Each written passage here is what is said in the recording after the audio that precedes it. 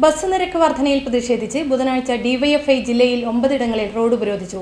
കാഞ്ഞങ്ങാട് നടന്ന ഉപരോധ സമരം മധു മുതിയക്കാൽ ഉദ്ഘാടനം ചെയ്തു.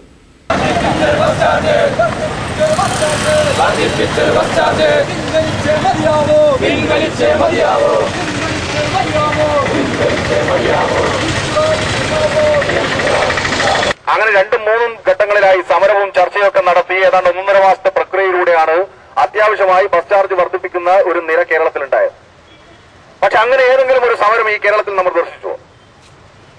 ഇവിടെ എമർജിംഗ് കേരള ഉദ്ഘാടനത്തിന് വന്ന് പ്രധാനമന്ത്രി പ്രസംഗിച്ച് ഇങ്ങനെ 5 വിരൽ നീട്ടി ടാറ്റ പറഞ്ഞ് വിമാനം കയറി നേരെ ഡൽഹിയിൽ ചെന്ന് അദ്ദേഹത്തിന്റെ പൊട്ട് വരുന്നതിന് മുമ്പ് പെട്ടത് 5 രൂപ വർദ്ധിപ്പിക്കാനാണ്. കേരളക്കാർ വിചാരിച്ച് നമുക്ക് ആശംസ തന്നു എന്നുള്ളത്. പക്ഷെ 5 രൂപ ഞാൻ പോയി കൂട്ടും എന്നാണ് അദ്ദേഹം പറഞ്ഞത്. ആ കൂട്ടിയതിന്റെ വ്യത്യാസമാണ് കേരളത്തിലെ ട്രാൻസ്പോർട്ട് വകുപ്പിന്റെ മന്ത്രി ആര്യാടൻ മുഹമ്മദ് പറഞ്ഞ് ബസ് ചാർജ് വർദ്ധിപ്പിക്കേണ്ടി വരും. ഏതെങ്കിലും bus owners association bus charge വർദ്ധിപ്പിക്കണമെന്ന് പറഞ്ഞുള്ള നിവേദനം അതിന്റെ ഭാഗമായി അതിനു മുമ്പായി ഗവൺമെന്റ് കൊടുത്തിട്ടില്ല. രാവിലെ 11 മണിക്കാണ് സമരം തുടങ്ങിയത്.